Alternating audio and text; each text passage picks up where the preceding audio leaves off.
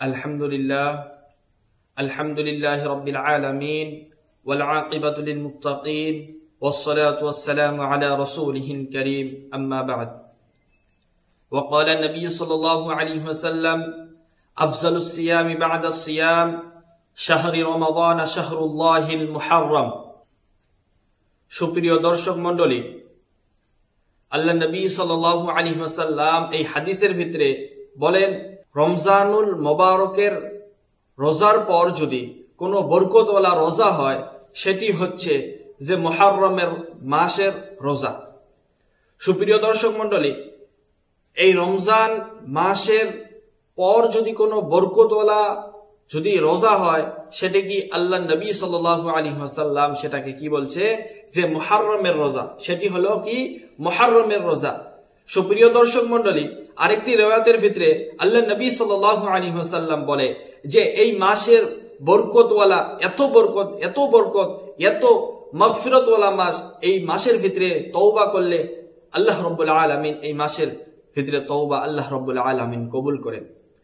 কারণ এই মাসের ভিতরে আল্লাহ রাব্বুল আলামিন একটি কওমের তওবা আল্লাহ রাব্বুল আলামিন কবুল করেছেন এবং আল্লাহ রাব্বুল আলামিন আগামীতে আল্লাহ রাব্বুল আলামিন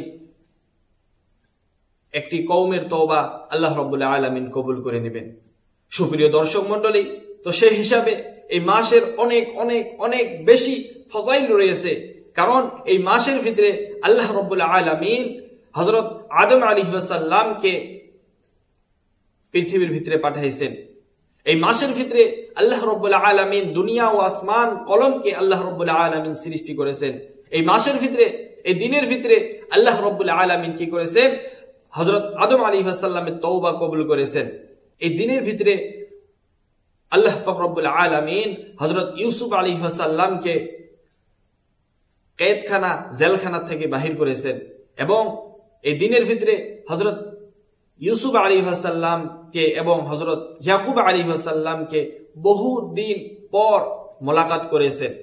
এই দিনের ভিতরে হযরত মুসা আলাইহিস সালামকে আল্লাহ রাব্বুল আলামিন এবং তার কওমকে, বনি ইসরাইল, তার কওমকে ফিরআউনের হামলা থেকে নাজাত করেছেন।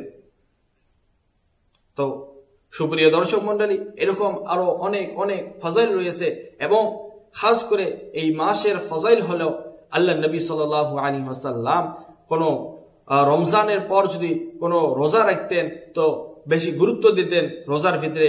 তো এই মাসের মুহররমের এই মাসে রোজার ভিতরে আল্লাহ নবী সাল্লাল্লাহু আলাইহি ওয়াসাল্লাম গুরুত্ব দিতেন।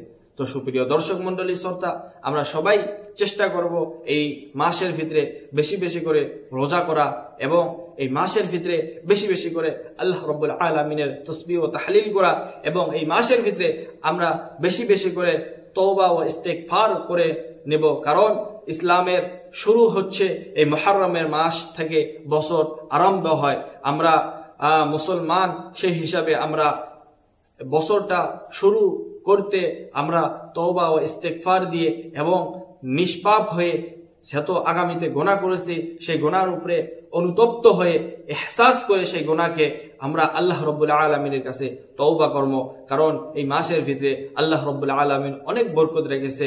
সেই হিসাবে যদি আল্লাহ রাব্বুল আলামিন আমাদের তওবা কবুল করে নেয়, সুবহানাল্লাহ।